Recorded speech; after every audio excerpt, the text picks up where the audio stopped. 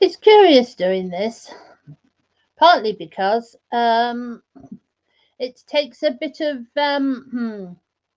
strength to keep on going. Because every time I look, I see with the eye on the top corner of my live stream, it says no eyeball. It's a little symbol of an eye, and it has a zero there.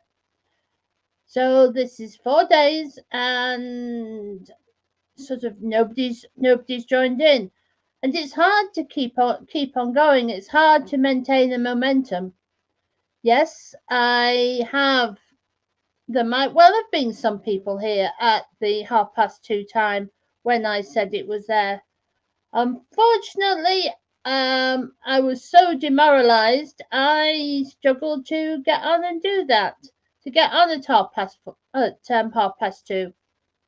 4:15. Well, a bit later than I intended, but as they say, better late than never. And to be honest, if you don't think there's anybody going to be there, well, there's not a lot of incentive to actually get on and do things.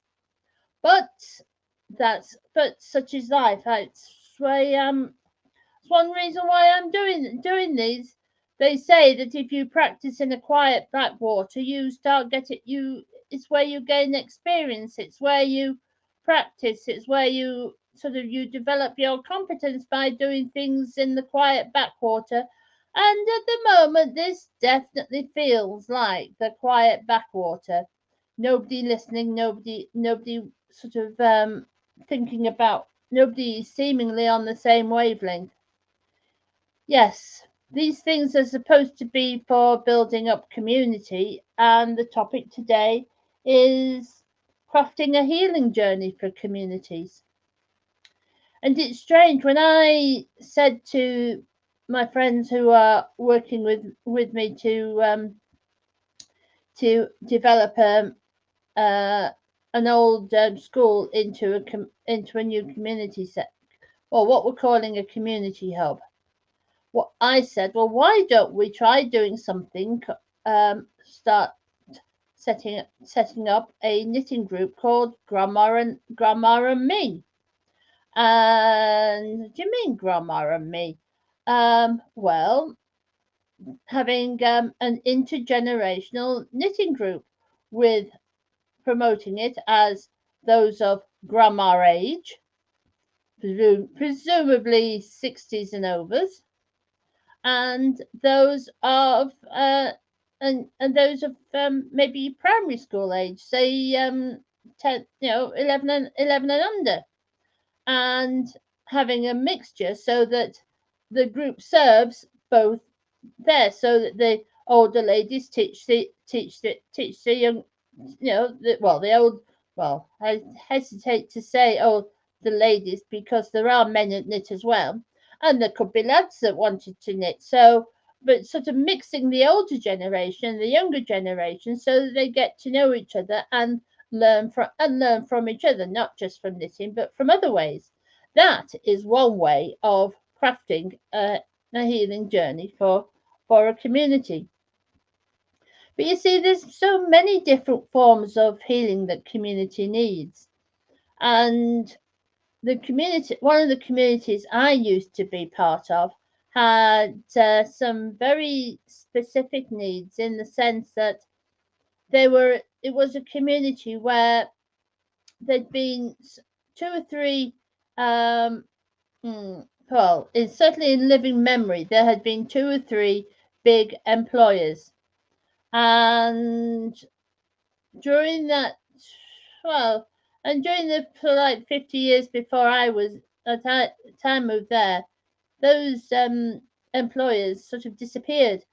Um, they were no longer, those they'd just gone.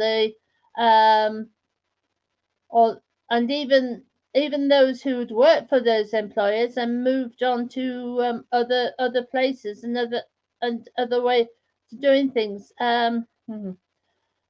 Yeah, they'd moved on. They closed down, and there. I mean, all right. Personally,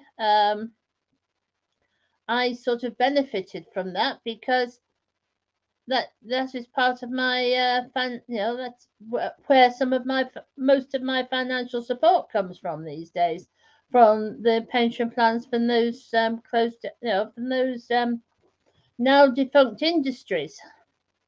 But it does nothing to just because just because some people have got a financial lifeline after leaving those industries doesn't mean that the whole community is going to survive.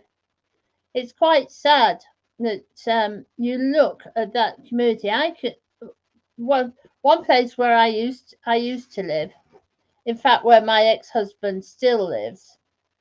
There, I can remember going there, and there was Barclays Bank, and there was um, TSB Bank, there was the Midland Bank, there was the NatWest Bank, there was and there was a and then there was a couple of building society offices that were also like fun, where people could put in their savings on there and sort of serve some kind of banking function.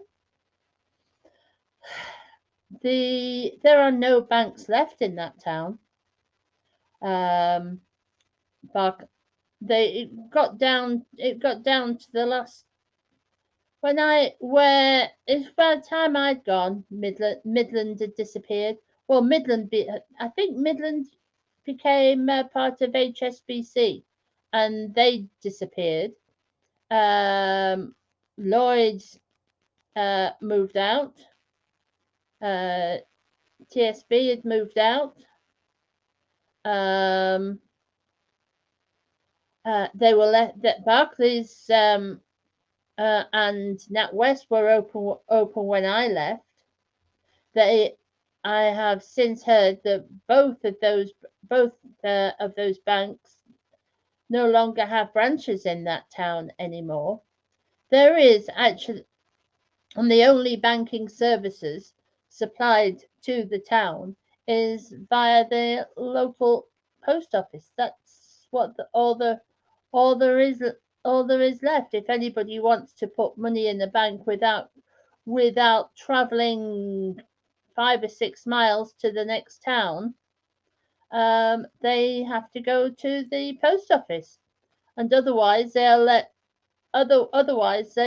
can't access, can't put money in the bank and can't get there. It's life has changed considerably on there, and the old the I mean, there was a struggle keeping some of the shops open when I was there. I mean, there was one particular shop that changed hands.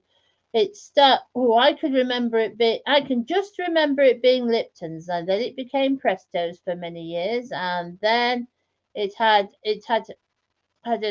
was Morrison's for a while, and it was Quick Save for a while. I think the last one was Quick Save, and then it was about it must have been, there was at least maybe even, it was Summerfield for a while as well.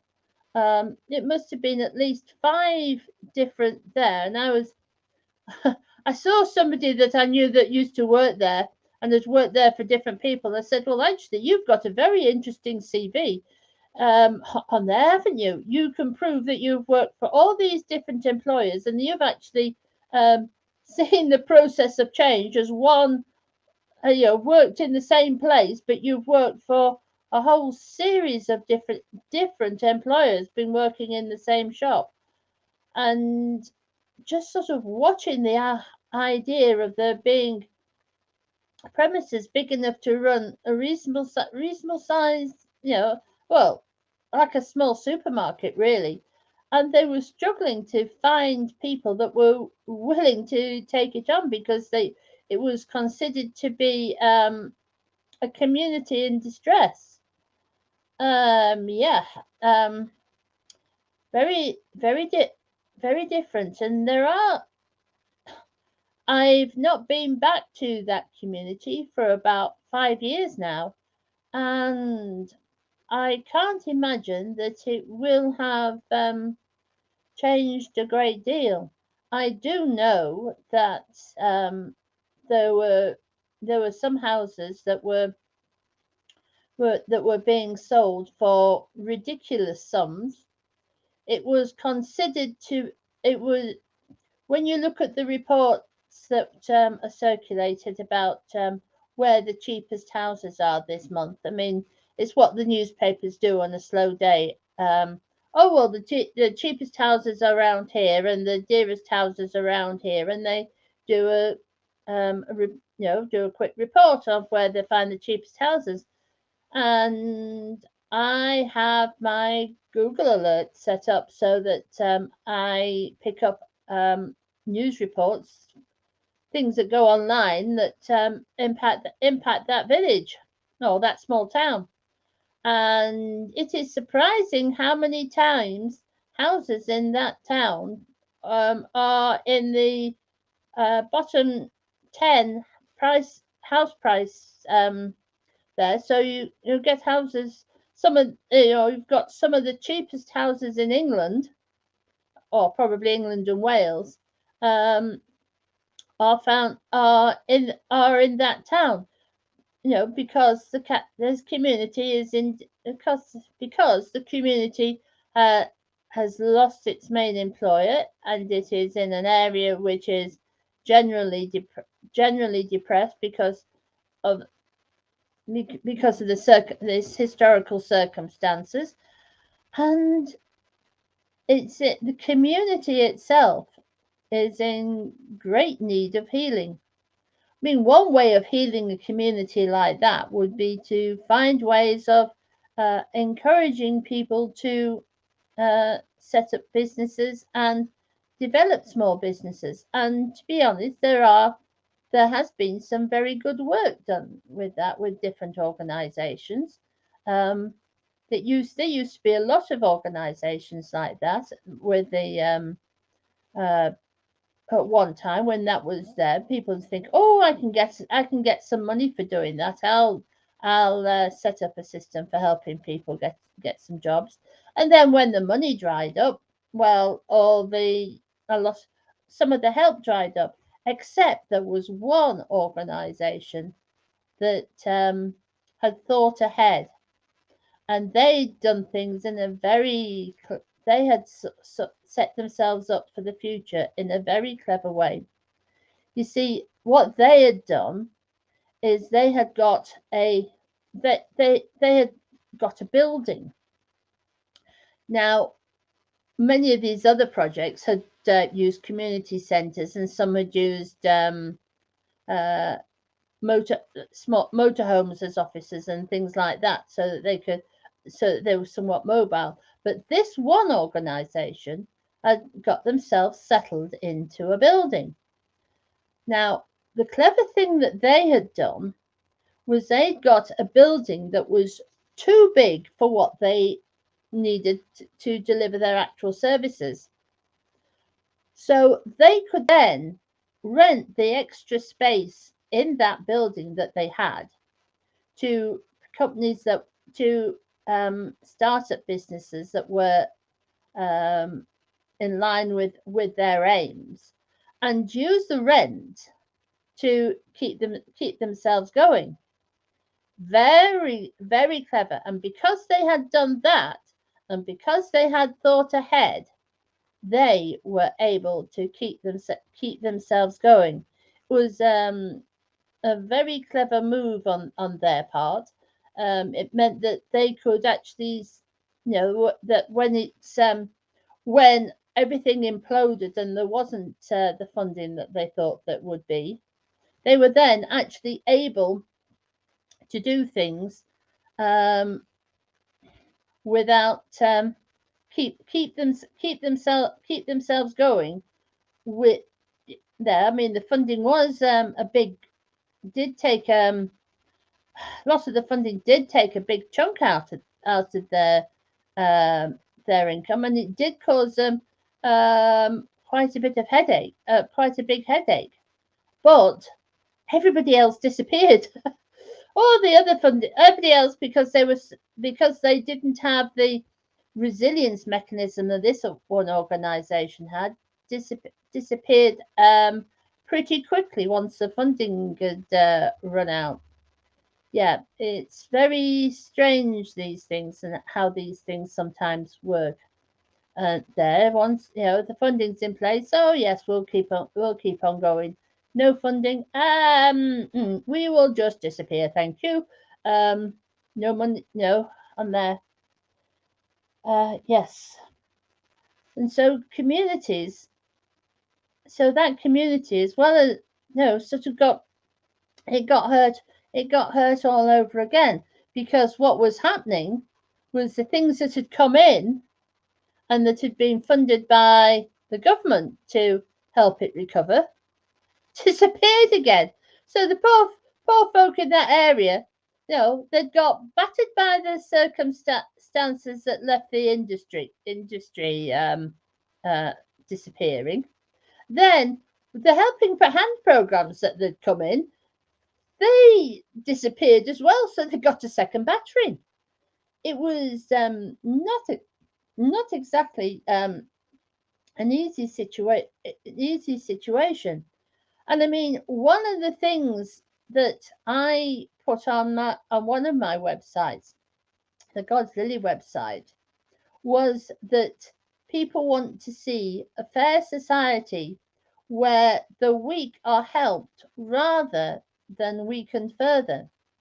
And the problem with some of this, with the way that people had come in to help those communities, meant that they were actually weakening them further, because the sense that they'd come in to help and then they went again, and because they'd gone again, it was, oh bother,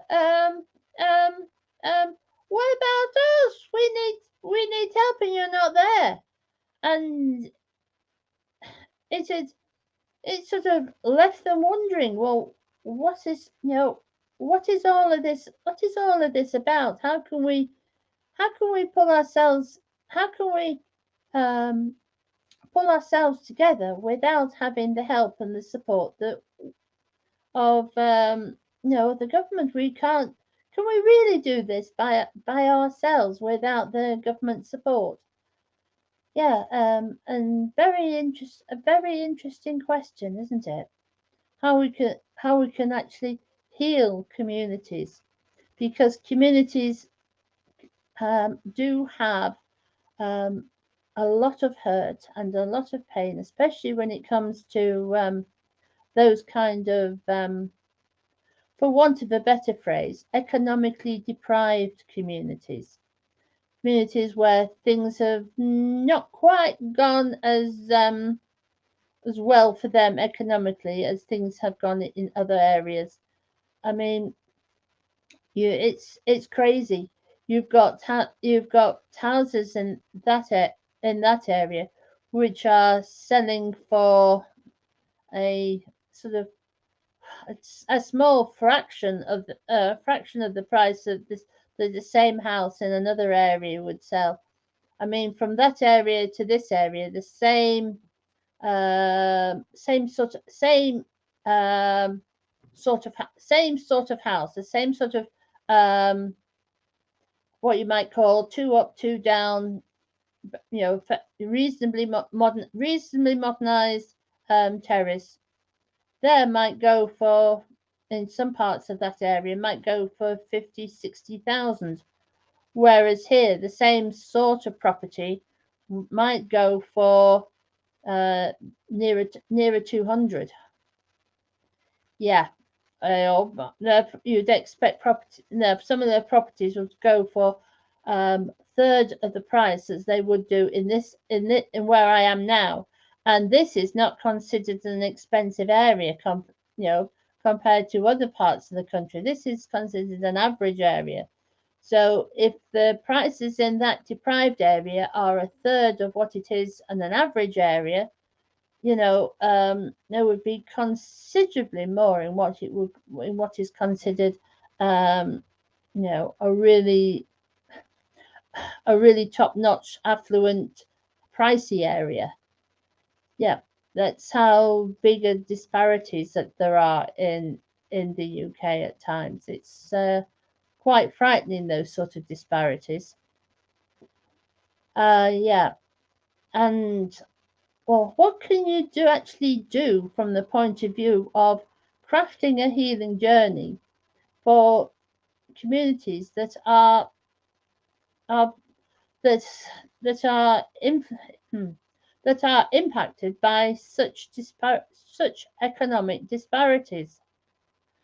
Well, one of the sad things about a community which is declining like that is that a lot of the younger people move out. You see, what happens is that the younger people are looking for better opportunities. They're looking, they think, well, look, we can't get the sort of job that we want in this town. Well, let's move. If we move 100 miles down the road or 200 miles down the road, we can get the sort of job that we want. We can still live in the sort of house that we want. So we'll leave that old place behind.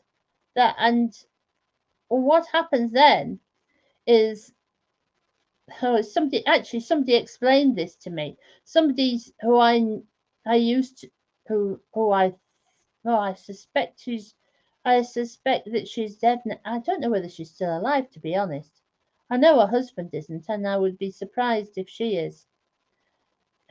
And she told me that she used to teach in a school in Edinburgh, and she used to teach children with special educational needs in Edinburgh.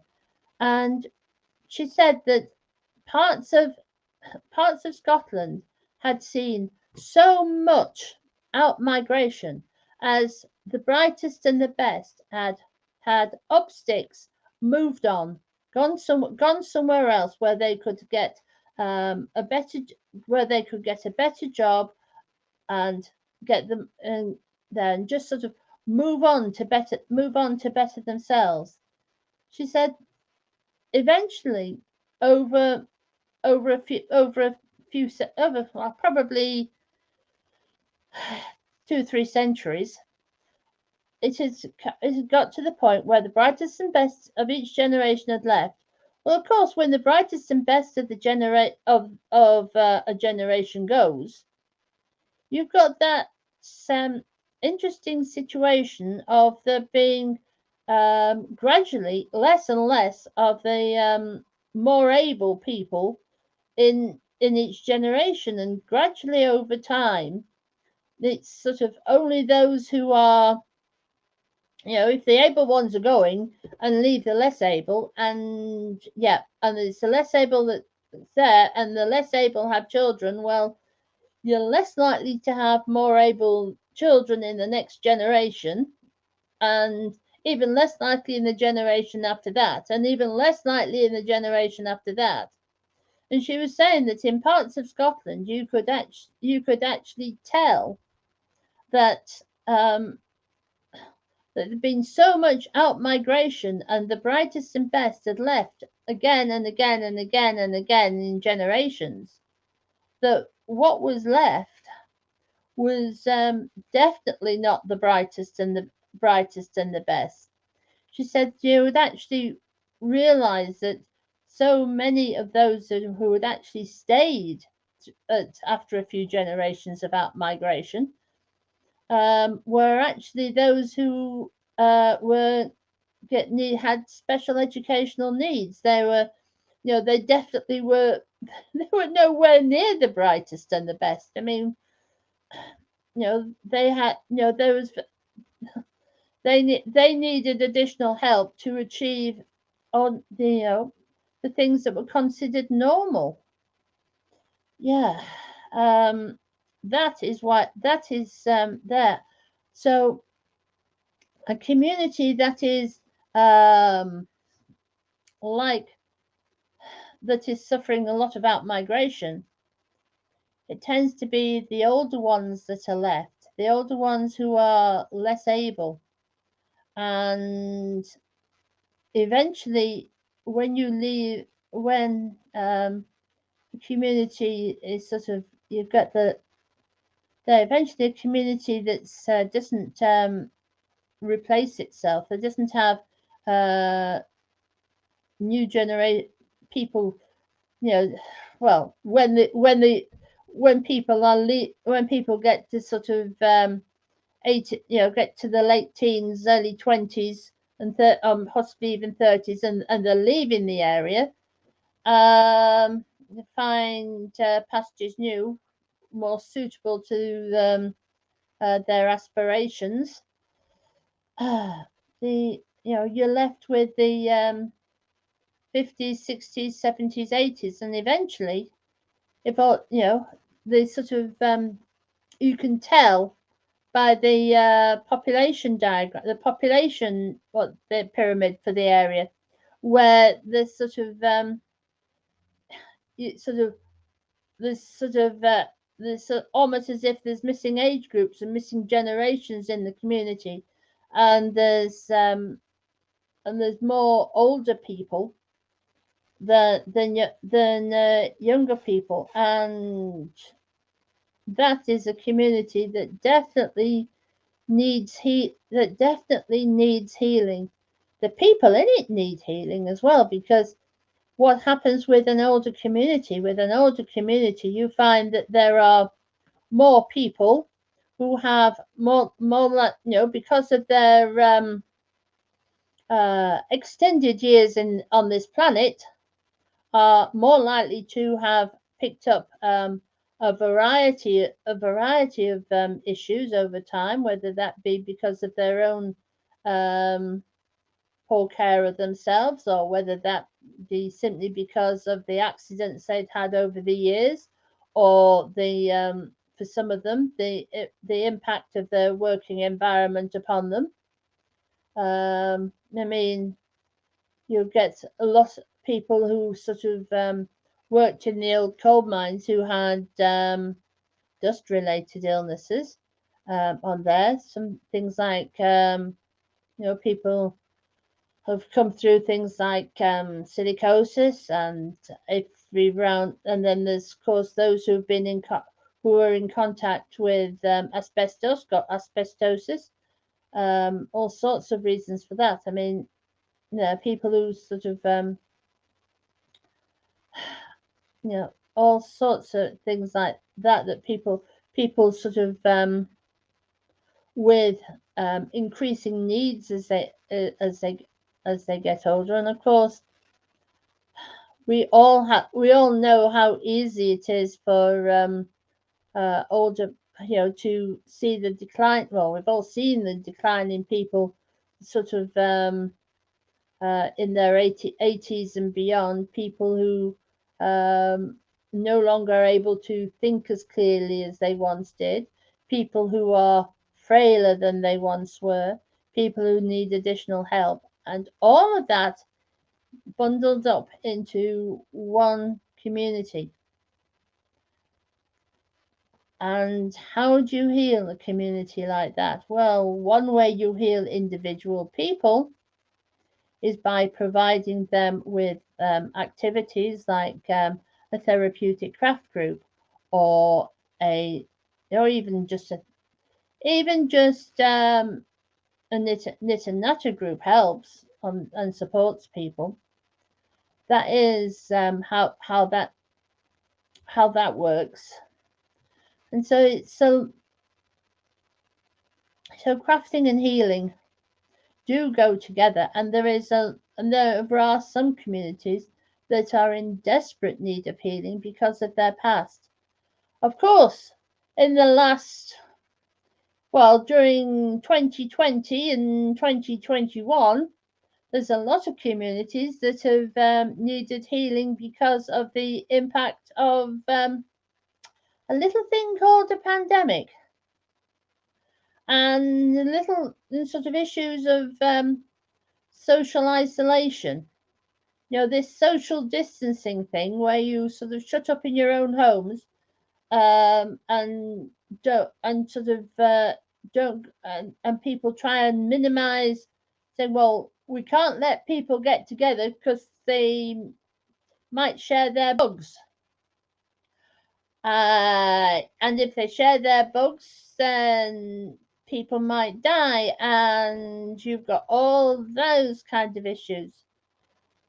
That has created all sorts of issues in terms of, like I say, social isolation, loneliness, um, distance between people. That would be an easy thing to fix with an offline craft group, wouldn't it? You open the door. You get a building, open the doors, put the information out. Uh, you want to feeling that want to come and join our craft group. Learn how to knit and come and get with other people and combat your loneliness at the same time. That would be relatively easy to do, wouldn't it? Yes. So why are we not doing more of that? I don't know. I would love to see more things like that going on. It sort of falls in, and it also sort of like falls into the mandate of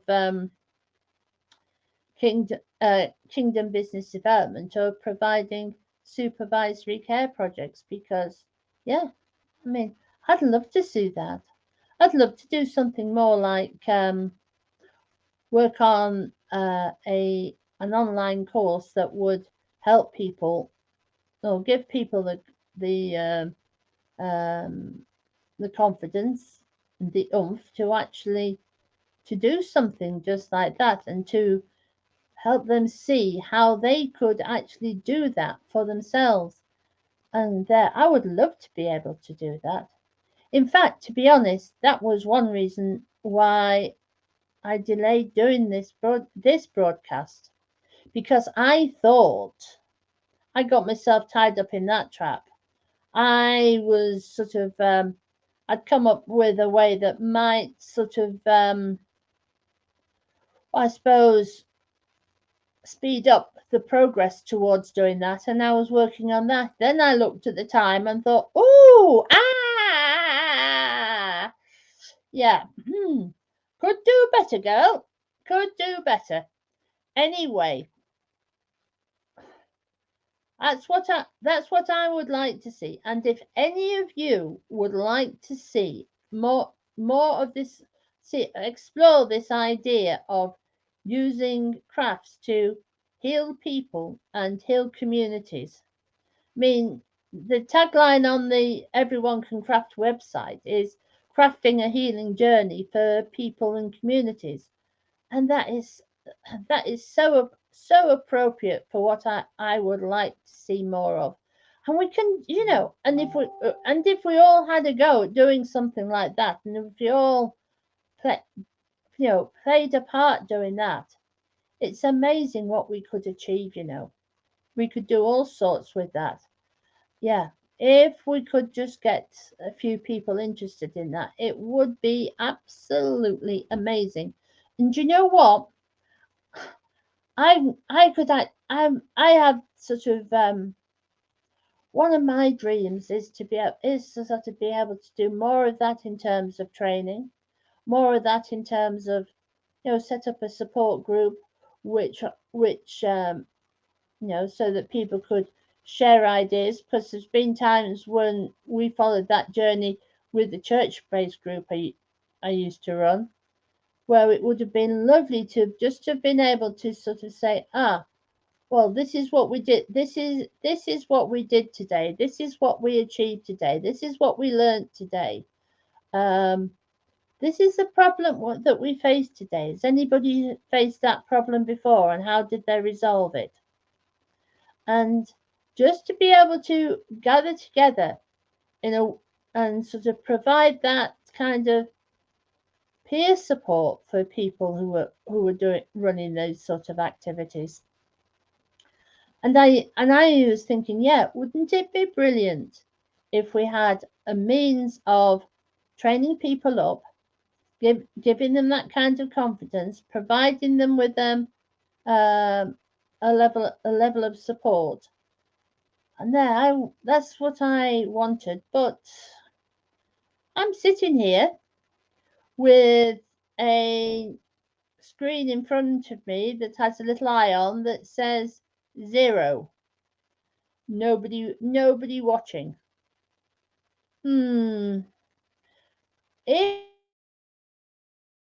If you have got as far as this through my ramblings, and if this idea of using crafts to both heal communities and heal individuals within communities, and if that's interested,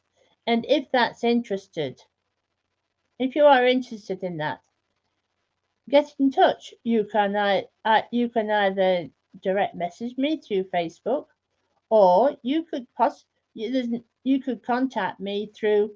Well, actually, you could use 2 different addresses just to confuse you. One is susan@everyonecancraft.co.uk, and the other one is susan@kingdombusinessdevelopment.co.uk. I'll put those addresses in.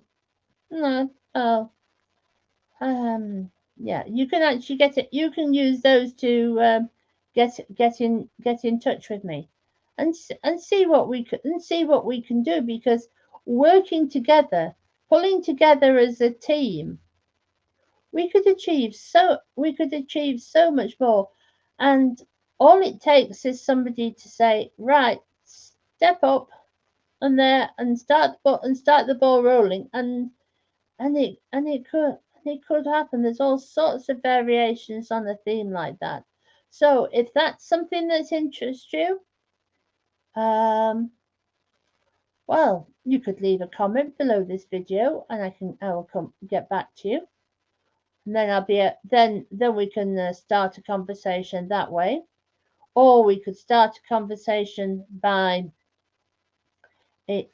emailing me at susan@everyonecancraft.co.uk is probably the best one. I mean, I like email addresses that have got real words in them, and everyone can craft is a real word. That's why I like it. It's a real word. Yes, I've seen some very strange email addresses which don't have real words in them. They're confusing, aren't they?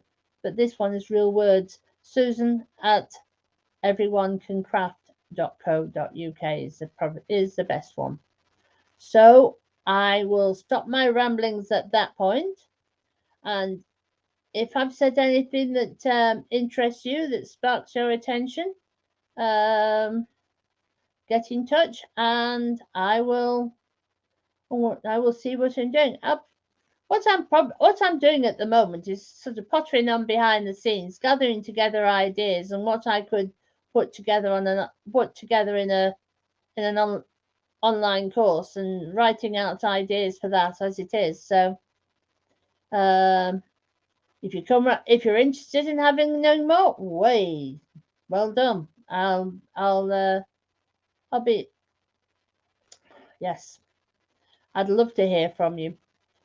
Yeah, and change that eyeballs from eyeballs from 0 to maybe have 1 and 0 might be nice. But anyway, I said I'd stop, and now I will. Bye.